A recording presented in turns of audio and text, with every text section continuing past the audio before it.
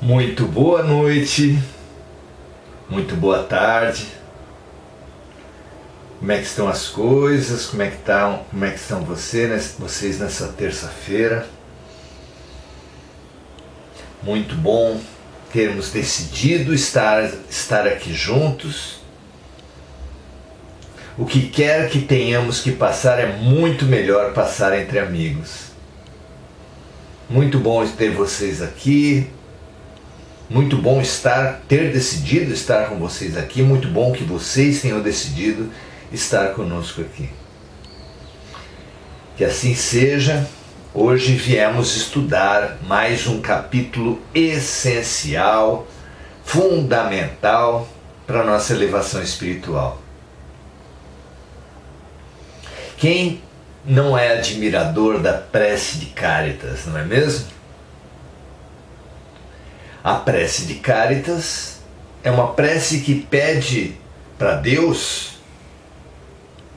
remédios para cada tipo de doente que existe na Terra.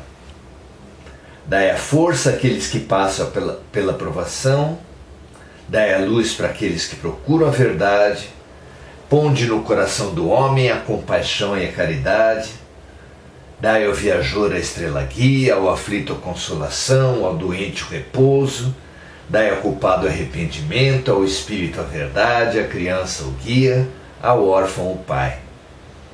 A oração toda, pedidos de remédios para doentes. Não é assim? Ao final dessa oração,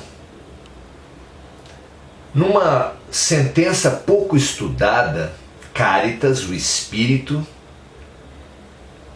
que transmitiu essa oração fabulosa, pede para todos nós a simplicidade. É um pedido inusitado, é um pedido diferente, é um pedido que quase ninguém faz. Simplicidade. Imagine vocês. Dai-nos a simplicidade, que é o espelho que nos fará refletir a imagem de Deus. Vejam só, ao mesmo tempo que nós não valorizamos a simplicidade, Cáritas, o autor da prece, dá um valor extraordinário para a simplicidade, como sendo o atributo, a qualidade, a conquista espiritual que nos fará espelhar a imagem de Deus. Quantos de nós já pensou em Deus como uma força simples, como algo simples? Apesar de todos os luminares terem feito uma trajetória de simplicidade, em busca da simplicidade, uma trajetória de simplificação da vida, a vida de Siddhartha Gautama, príncipe, filho de um grande rei, era uma vida muito complicada, cheia de roupas complicadas, cerimônias complicadas, discussões de Estado muito complicadas. E ele abriu mão de tudo isso para viver na mais absoluta simplicidade. Absoluta simplicidade que viveu também João Batista, apontado por Jesus como o maior entre aqueles nascidos de mulher. Pois João Batista, esse maior, vivia no deserto, sem casa, portanto, vestido com pele de animais, sem roupas propriamente ditas, portanto, e comendo mel de abelha e gafanhotos, a comida talvez mais simples que uma criatura humana pode comer. Há exemplos mais eloquentes que esse de simplicidade, pois para todo lado que você busca um ser de luz, ele vai exalar simplicidade. Irmã Dulce, Madre Teresa, Zilda Arnes, Chico Xavier, Mahatma Gandhi, todos eles não falavam de simplicidade, mas viviam em simplicidade. E Jesus, que não tinha uma pedra onde recostar a cabeça, nos propôs, quando tentavam levar a ele as crianças, ele instruiu os discípulos: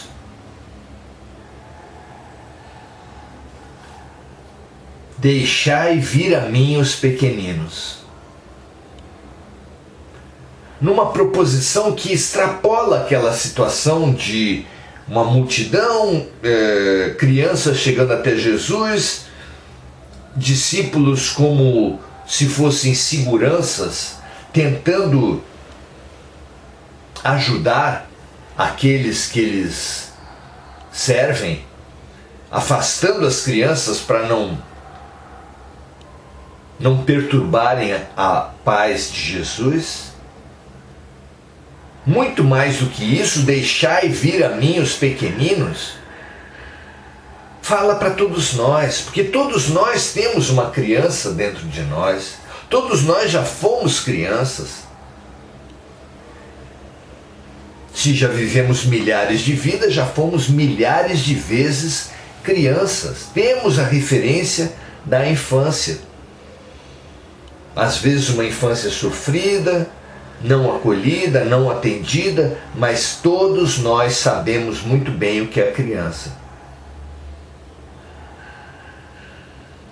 Quando Jesus fala deixai vir a mim os pequeninos, ele talvez esteja falando para todos nós permitirmos que a criança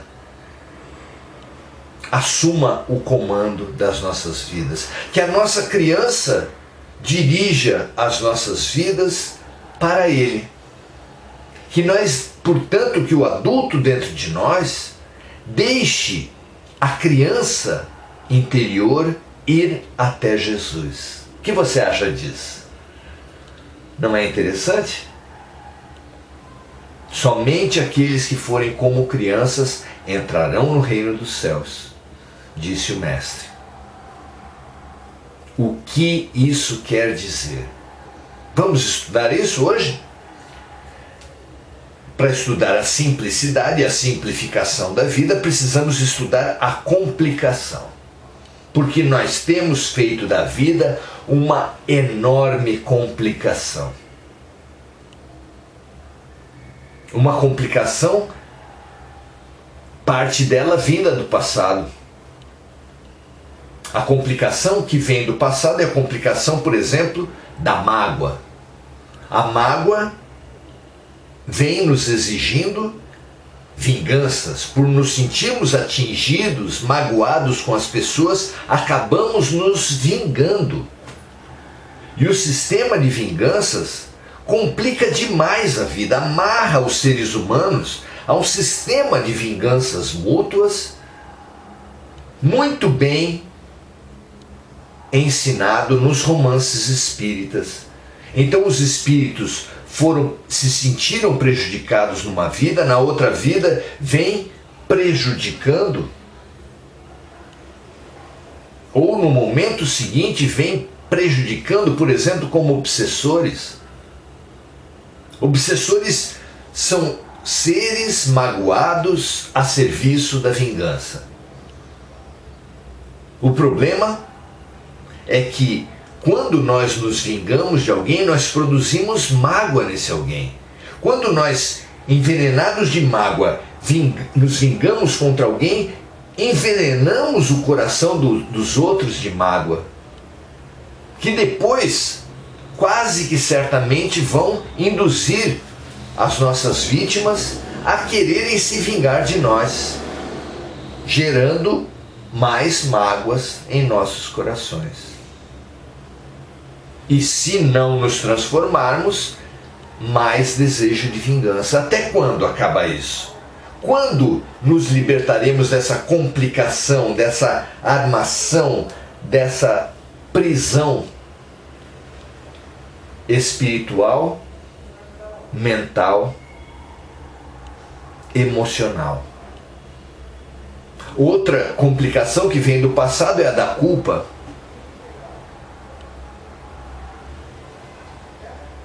Trazemos muita culpa vinda do passado. E a culpa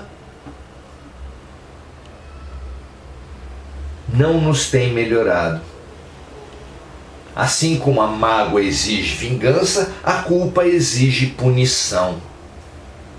E o sistema carcerário do Brasil e do mundo é claro ao afirmar, é enfático ao afirmar que as pessoas não se melhoram com as punições, muito pelo contrário, se pioram. Os sistemas carcerários são caros, são onerosos, absorvem muitos recursos, e nós, pedindo a punição dos errados, consumimos muito recurso, ficamos exaustos. A posição dos vingadores, a posição dos punidores, dos carrascos, dos juízes, é extremamente cansativa, exaustiva. E consome muita energia para piorar as pessoas, e as pessoas depois voltam para nos agredir novamente. Então, assim como a vingança da mágoa nos amarra, a punição gerada pela culpa nos piora.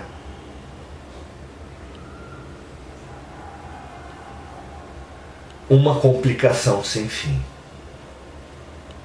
Do passado ainda vem os preconceitos, que é a generalização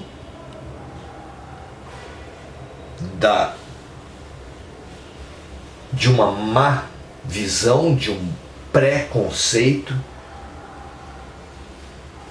que fecha milhares de portas para todos nós. Se uma mulher errou comigo, eu generalizo para todas as mulheres, falando que as mulheres são assim, assim, assado. Se um negro me prejudicou, eu generalizo. Se um nordestino, se um jovem, se um idoso, se um japonês, e vai por aí afora. Preconceitos. Complicações enormes. Cada preconceito pretende dirigir a nossa visão. Cada preconceito é como óculos colocado num imenso nariz de Pinóquio. Uns óculos sobre os outros, com cores diferentes, lentes diferentes, uns aumentando, outros diminuindo. Imagine um ser com um nariz enorme e dezenas de óculos coloridos, com graus escuros. O que alguém vê ao final disso tudo? Acaso vê a verdade? Olhando a vida, olhando os outros através de preconceitos, nós vemos a verdade? Claro que não. Claro que não é verdade que todas as mulheres são como aquelas que nos prejudicaram, ou todos os negros, ou todos os brancos, ou todos os homens, os ricos, os pobres, os católicos, evangélicos, espíritas. Claro que não. Mas essa complicação de mentiras que nos diriam como as pessoas são, só complicam, só deterioram, só nos afastam da verdade.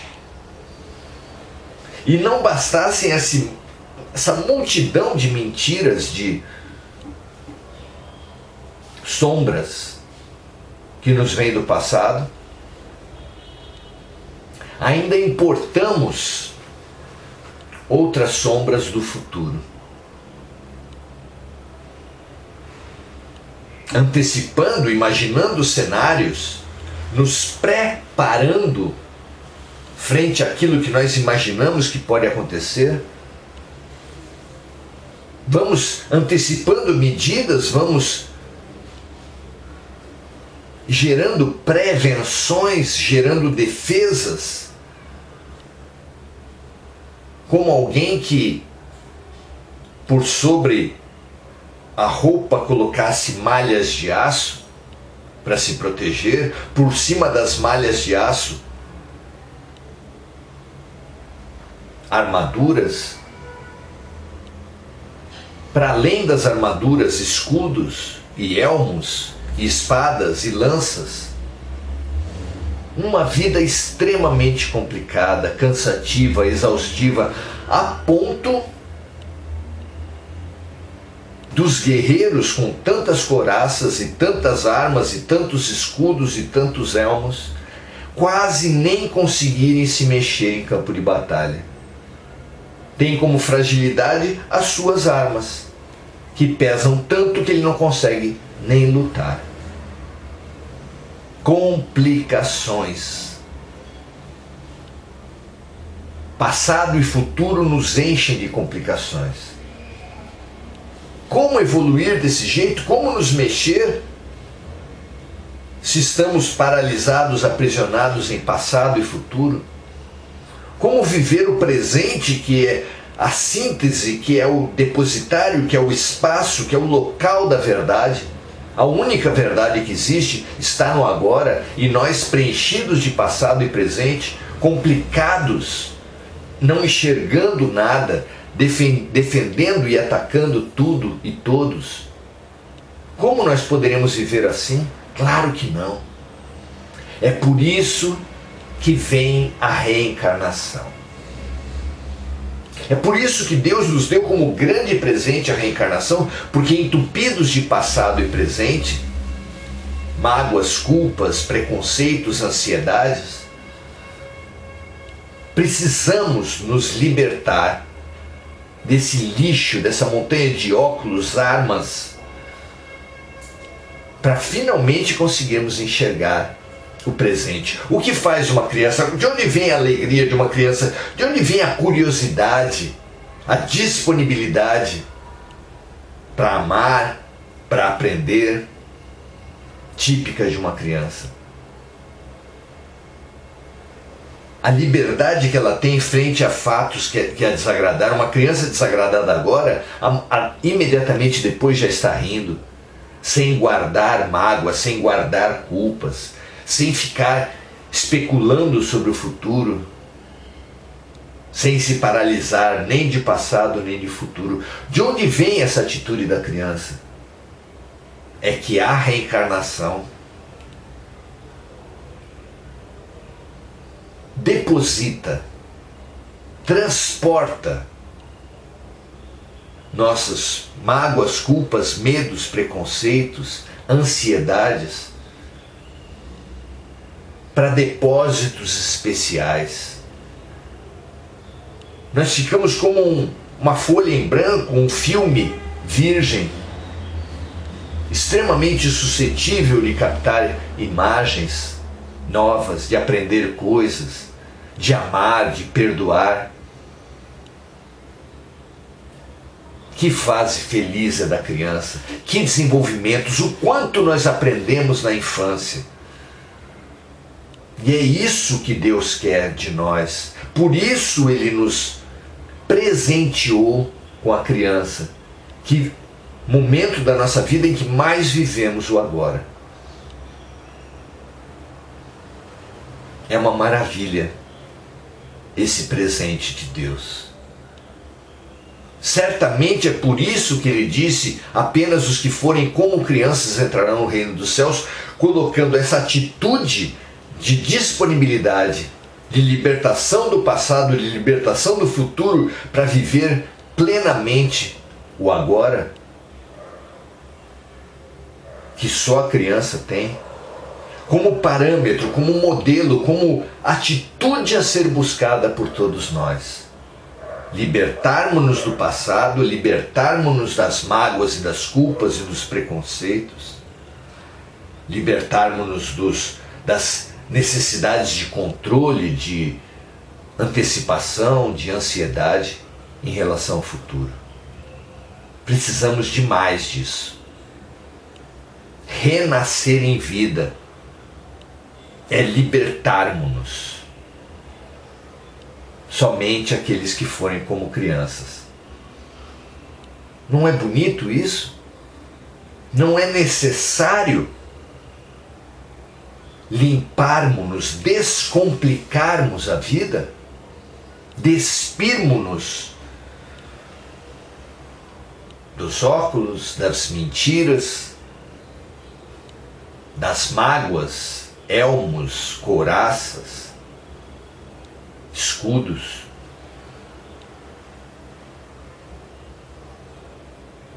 Das culpas, acusações, cadeias.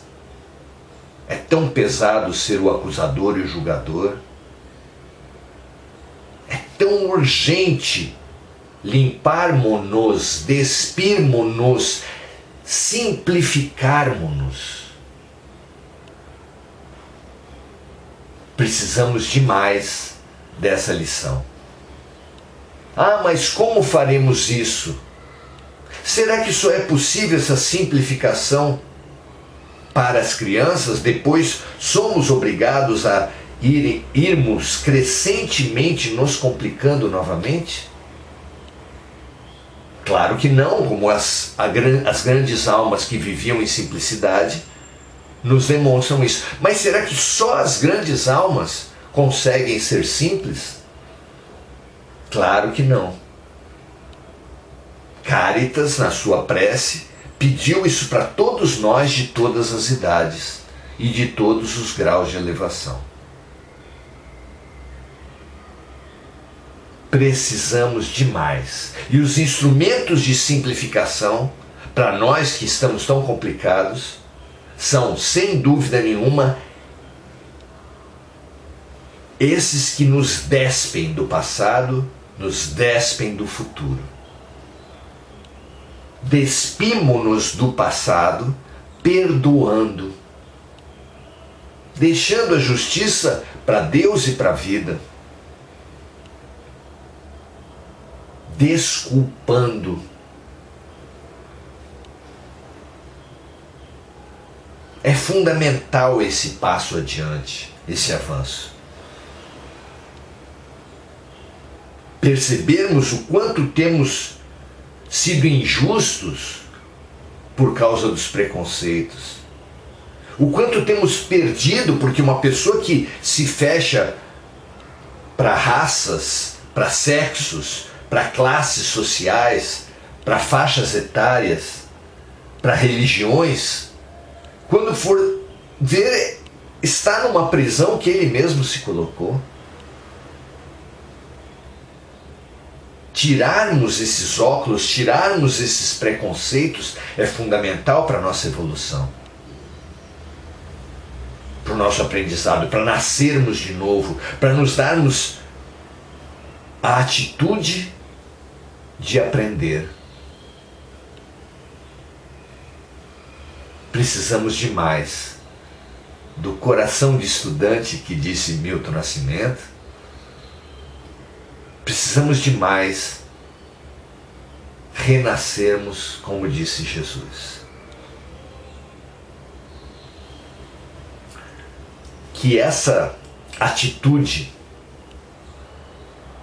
franca, curiosa, disponível, alegre, seja a nossa referência, como Jesus propôs.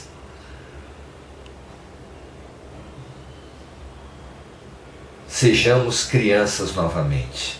Só nós podemos. Mas para isso, precisamos expandir a nossa visão. E não nos tornarmos ingênuos. Porque quando vemos que ninguém aprende sem errar, que só aquele que estiver sem pecado pode atirar a primeira pedra, o julgamento, a culpa, a mágoa, a vingança, simplesmente se esvai. Não tem mais porquê nada disso. Quando Percebemos que a cada dia basta o seu mal, que anteciparmos desgraças, complicações, preocupações é absolutamente exaustivo e improdutivo. E Jesus disse: a cada dia basta o seu mal. Isso não é voltar atrás, isso é um grande avanço para frente, um grande processo de libertação. Pense isso, meu amigo, minha amiga. Se não é isso que nós tanto precisamos nesse ano, na semana que vem, em nossas vidas. Não basta nascer de novo na carne. Isso nós já fizemos milhares de vezes. Precisamos nascer de novo em espírito. Sermos crianças em espírito, em boa vontade, em curiosidade, em expansão de vistas, em disponibilidade para a verdade e para o amor. Só assim expandiremos-nos em fraternidade, expandiremos-nos em consciência. Que assim seja com todos nós. Muito bom, Andréa Salvatore, Antônio Henrique, Maria José Sobral, que nós nos dediquemos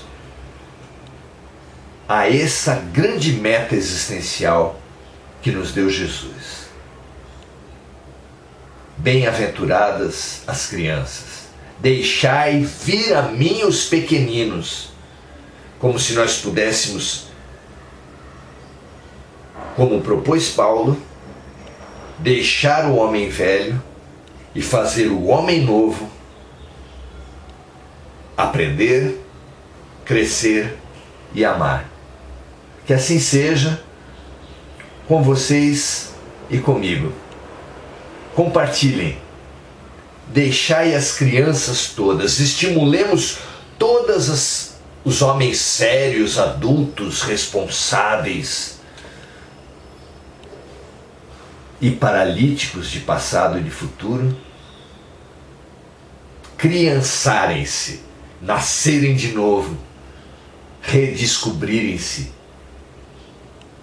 para o aprendizado e para o amor.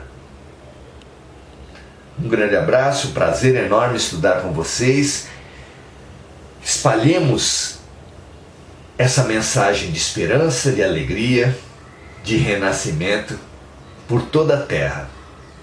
Que toda a humanidade possa renascer, ter boa vontade para o renascimento. Um grande abraço, até amanhã, 18 horas. Se você entender que essa mensagem pode servir para alguém, espalhe, compartilhe. Vamos contagiar a humanidade com a boa vontade, com a alegria, com o renascimento. Até amanhã, um grande abraço para vocês.